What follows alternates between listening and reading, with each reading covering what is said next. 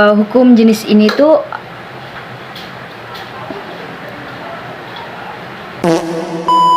Assalamualaikum warahmatullahi wabarakatuh. Halo teman-teman, jadi ini adalah video pertama aku. Dan di sini aku bakal membahas guna menyelesaikan mata kuliah pengantar ilmu hukum.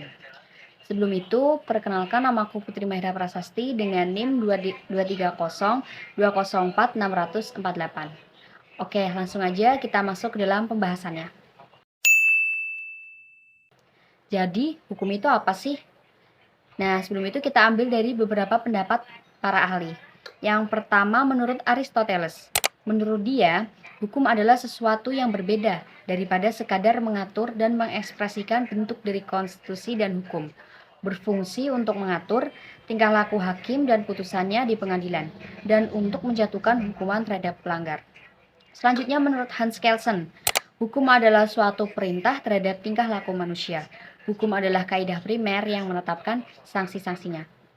Jadi, intinya teman-teman, hukum itu adalah aturan yang mengikat yang harus ditaati oleh masyarakat sehingga menimbulkan ketertiban. Lalu pertanyaannya nih, sejak kapan sih ada hukum? Pastinya sejak ada masyarakat. Terdapat istilah seperti ini. Manusia adalah zoon politikon. Artinya, manusia adalah makhluk sosial yang tidak dapat hidup sendiri. Kesimpulannya, ketika manusia itu satu sama lain berkumpul, maka terciptalah sekumpulan masyarakat yang dimana akan menimbulkan aturan-aturan hukum. Seperti teman-teman. Nah, berikutnya nih ada dua jenis hukum berdasarkan bentuknya.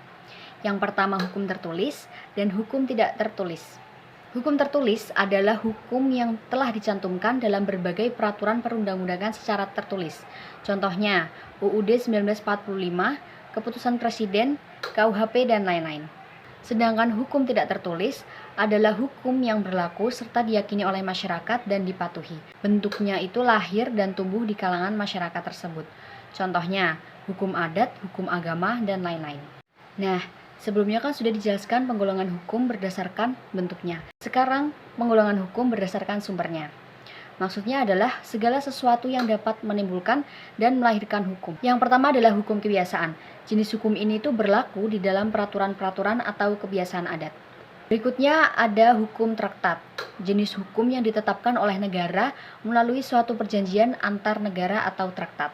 Kemudian nih ada hukum jurisprudensi, adalah jenis hukum yang muncul karena adanya keputusan hakim yang menjadi rujukan hakim selanjutnya dalam memberi putusan dalam pengadilan. Berikutnya ada hukum ilmu, adalah jenis hukum yang pada dasarnya berupa ilmu hukum yang terdapat dalam pandangan para ahli hukum dan terkenal sangat berpengaruh. Nah, berikutnya ada penggolongan hukum berdasarkan sifatnya. Ada dua jenis. Yang pertama, hukum yang memaksa dan hukum yang mengatur. Hukum yang memaksa adalah jenis hukum yang dalam keadaan bagaimanapun harus dan mempunyai paksaan yang mutlak. Contohnya, hukum bagi perkara pidana. Maka sanksinya itu secara paksa wajib untuk dilaksanakan. Berikutnya, hukum yang mengatur adalah jenis hukum yang dapat dikesampingkan saat pihak-pihak yang bersangkutan telah membuat peraturan tersendiri dalam suatu perjanjian. Contohnya, hukum mengenai warisan yang dapat diselesaikan dengan kesepakatan antar pihak-pihak yang terkait. Berikutnya ada penggolongan berdasarkan tempatnya nih. Yang pertama hukum nasional, hukum internasional, dan hukum asing. Lalu, ada penggolongan hukum berdasarkan waktu berlakunya. Ada dua jenis hukum. Yang pertama, hukum positif. Hukum yang berlaku sekarang dan hanya bagi suatu masyarakat tertentu saja di dalam daerah tertentu. Contohnya seperti Undang-Undang Dasar Republik Indonesia 1945, Undang-Undang RI nomor 12 tahun 2006 tentang Kewarganegaraan Republik Indonesia. Yang kedua, jenis yang kedua yaitu hukum negatif, adalah hukum yang dapat diharapkan berlaku pada waktu yang akan datang. Contohnya seperti rancangan undang-undang atau RUU. Ada penggolongan hukum berdasarkan wujudnya nih, dibagi menjadi dua jenis lagi. Yang pertama hukum objektif, adalah hukum yang mengatur tentang hubungan antara dua orang atau lebih yang berlaku umum. Dalam artian itu, hukum di suatu negara ini berlaku secara umum dan tidak mengenai terhadap orang atau golongan tertentu saja. Selanjutnya ada hukum subjektif, adalah hukum yang muncul dari hukum objektif atau hukum sebelumnya dan berlaku terhadap seorang atau lebih. Dan di sini hukum subjektif ini juga sering disebut sebagai hak. Terus kalau hukum pidana dan perdata masuknya ke dalam golongan apa? Nah, kedua tersebut termasuk dalam golongan berdasarkan isinya. Berdasarkan isinya itu terdapat dua jenis lagi nih. Yang pertama hukum publik dan hukum privat. Hukum publik termasuk ke dalam hukum pidana, sedangkan hukum privat termasuk ke dalam hukum perdata. Nah, aku yakin di sini teman-teman pasti udah tahu dong apa itu hukum pidana dan hukum perdata. Jadi aku nggak usah jelasin tentang definisinya. Next, lanjut ke pembahasan berikutnya. Kita masuk ke dalam materi sistem hukum. Di dunia ini, sistem hukum itu dibagi menjadi dua jenis. Yang pertama sistem peradilan Eropa kontinental atau civil law system, dan sistem peradilan Anglo-Saxon atau common law. Yang pertama akan kita bahas itu sistem peradilan Eropa kontinental atau civil law system, yang dimana pada sistem ini sudah adanya hukum tertulis atau terkumpul. Apabila hendak menyelesaikan hukum menggunakan dasar hukum tertulis, maka di sini hakim itu mengacu kepada undang-undang sehingga memiliki hukum yang tak pasti. Sedangkan sistem hukum Anglo-Saxon atau common law itu tidak ada hukum tertulisnya. Dan di negara yang menggunakan sistem ini biasanya mengacu pada prinsip dasar sumber hukum pada putusan hakim sebelumnya. Dan di situ harus menjadi sumber hukum bagi hakim berikutnya. Indonesia adalah negara yang menggunakan sistem peradilan Eropa kontinental karena latar belakang Indonesia yang pernah dijajah oleh Belanda, dan seiring berkembangnya waktu, hukum-hukum yang berasal dari Belanda digunakan atau ditetapkan di Indonesia. Tetapi tidak sepenuhnya hukum-hukum pada Belanda itu tidak dipakai di negara Indonesia. Nah, menurut Saud Panjaitan menegaskan bahwa sumber hukum itu dapat dibedakan menjadi dua. Yang pertama, sumber hukum dalam arti formal, yaitu mengkaji tata cara pembentukan suatu hukum atau melihat kepada bentuk lahiriah dari hukum yang bersangkutan. Dan di sini dapat dibedakan secara tertulis maupun tidak tertulis. Sumber hukum dalam arti formal dalam bentuk lahiriah atau tertulis. Contohnya, yang pertama ada hukum perundang-undangan, yang kedua ada hukum jurisprudensi. Hukum itu menetapkan suatu keputusan hukum dari hakim sebelumnya. Yang ketiga ada hukum traktat atau perjanjian. Yang keempat ada hukum doktrin, yaitu pakar hukum yang memiliki indikator dari banyak sumber. Adapun nih dari jenis dalam arti formal yang tidak tertulis, contohnya hukum kebiasaan. Lalu jenis yang kedua ada sumber hukum dalam arti material, yaitu faktor atau kenyataan yang turut menentukan isi dari hukum. Nah, isi hukum ditentukan oleh dua faktor. Yang pertama, faktor ideal, yaitu faktor yang berdasarkan kepada cita-cita masyarakat akan keadilan. Yang kedua ada faktor sosial masyarakat, antara lain ada struktur ekonomi, kebiasaan-kebiasaan, tata hukum negara lain, agama dan kesusilaan, dan kesadaran hukum. Nah, ada nih subjek hukum dan objek hukum. Subjek hukum adalah segala sesuatu yang menurut hukum itu dapat menjadi pendukung atau dapat memiliki hak dan kewajibannya. Perannya subjek hukum di sini itu adalah orang atau pendukung hak dan kewajiban. Sedangkan objek hukum adalah sesuatu yang dikehendaki oleh subjek hukum dan memiliki nilai manfaat yang condong kepada subjek hukum. Bentuk dari objek hukum di sini itu adalah benda atau barang. Setiap benda yang dijadikan objek dengan satu syarat, yaitu dikuasai. Konsekuensi menjadi objek hukum ialah bisa menjadi hak milik benda. Nah, kita ambil contoh dari jual beli motor. Pastikan di situ melibatkan banyak orang atau lebih dari satu orang. Nah, orang atau penjual tersebut sebagai subjek hukum, sedangkan motor adalah objek hukumnya. Dalam ilmu hukum, hak dan kewajiban itu tidak dapat dipisahkan.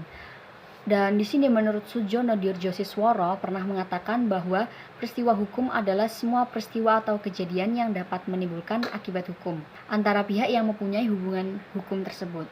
Jadi, peristiwa hukum adalah peristiwa yang akibatnya diatur oleh hukum. Kita ambil contoh, A dan B mengadakan jual beli barang. Di peristiwa ini merupakan peristiwa hukum yang diatur dalam pasal 1457 KUH Perdata. Dan dalam hal ini A dan B mempunyai hak dan kewajibannya masing-masing, di mana A itu berhak menerima bayaran dari B, juga wajib menyerahkan barang itu kepada B.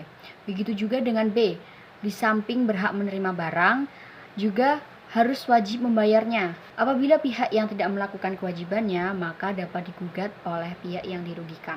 Oke, kita ambil dari contoh lain, yaitu peristiwa kematian seseorang.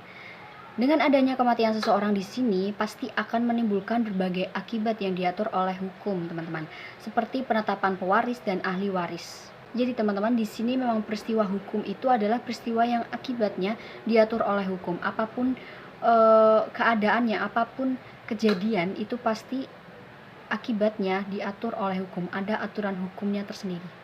Nah, selanjutnya nih teman-teman, ada macam-macam metode penemuan hukum. Yang pertama ada penafsiran hukum atau interpretasi hukum. Yang kedua ada konstruksi hukum. Nah, dari penafsiran hukum dibagi menjadi banyak. Antara lain yang pertama ada penafsiran menurut tata bahasa, yaitu memberikan arti kepada suatu istilah atau perkataan sesuai dengan tata bahasa.